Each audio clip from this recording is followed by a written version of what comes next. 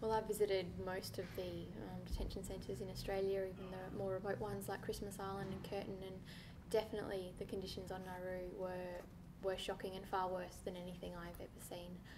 So there were nearly 400 men kept in a very small compound, about half the size of a football field.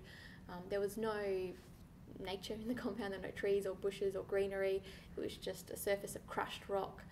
Most of the compound was made up of the tents that the men lived in, so large green army tents, and it was stark. There wasn't much else going on in that very small compound that those men were in, mostly 24 hours a day.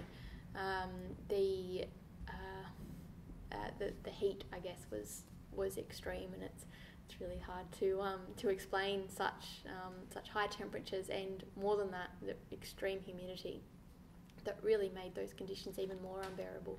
Then on the last day we were there, it rained for a few hours and the compound flooded, and we were walking through nearly a foot of water to try and get into the men's tents, and we sort of just stood there and looked in shock as, you know, their shoes kind of drifted away from under their beds, and it was the conditions itself were extreme.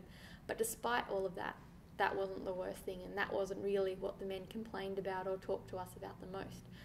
What was destroying them was the utter uncertainty of their situation, the fact that they didn't know why they'd been sent to Nauru, they didn't know how long they were going to have to be there, they didn't know when processing was going to start or if processing was ever going to start. They were just so scared for their own futures and also their families who they'd left behind. So just a toxic combination of awful, unbearable conditions and just this, you know, uncertainty and fear.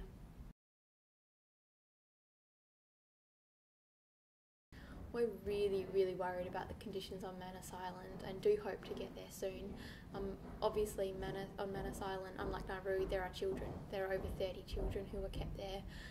What we know is that the children and the families are kept in sort of converted shipping containers.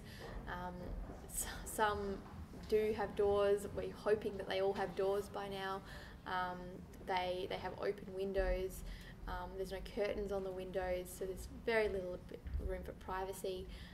The children are obviously getting more and more distraught.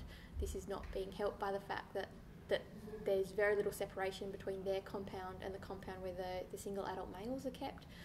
So there's just a thin fence between them, and they are claiming that they can hear the sounds of people self-harming or yelling out in distress.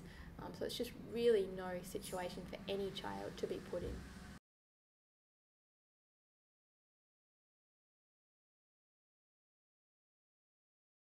Well, in terms of refugee protection, it doesn't really, I guess, increase refugee protection at all, because those 150 refugees will have arrived in Australia, a country that has signed the Refugee Convention and is perfectly able to protect the number of refugees in our country at the moment. There's no reason why they shouldn't stay in Australia and be protected here. Also worrying is the fact that they will have to wait for the designated no advantage period, whatever that even means, in Australia before they are sent to New Zealand, or they could be waiting in Manus or Nauru, so they will still have to sort of suffer the same amount as if this New Zealand deal didn't exist.